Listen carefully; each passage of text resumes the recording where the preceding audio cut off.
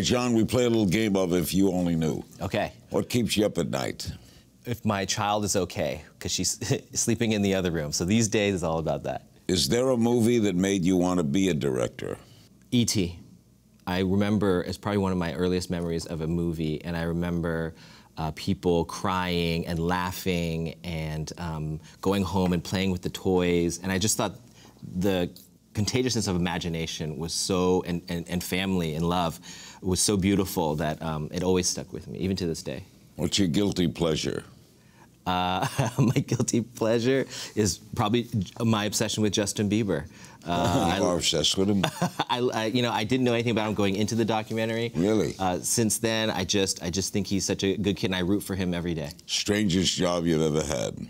I was a PA on this music video for Nelly Furtado back. It was my one and only PA job, and I got there in the morning, and they were doing a swamp. So they built this giant swamp, and the swamp is just clear water. So they had 16 tons of acorn powder. I don't even know what that is. Threw it on the water, and they gave me a stick. And so for like 14 hours, I stirred this acorn powder into the water, and I decided I'm never PAing ever again. And I'm only going to direct. That's a strange job. What do you wish you were better at? I wish I was better being a better friend and and lover and family member. I think that sometimes when you're an artist and you get into your work, you're very focused on that, and I think that's what makes me breathe.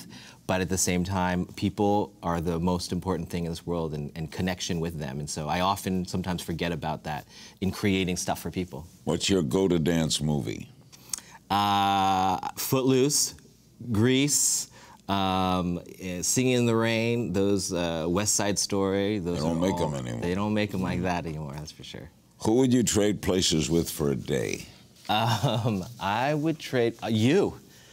I mean, come on, look at all the people that you get to meet, that you get to talk to. 61 years. 61 years. That is, if I love something for 61 years, that's what I wish for my life. I'm honored. Do you have a secret talent?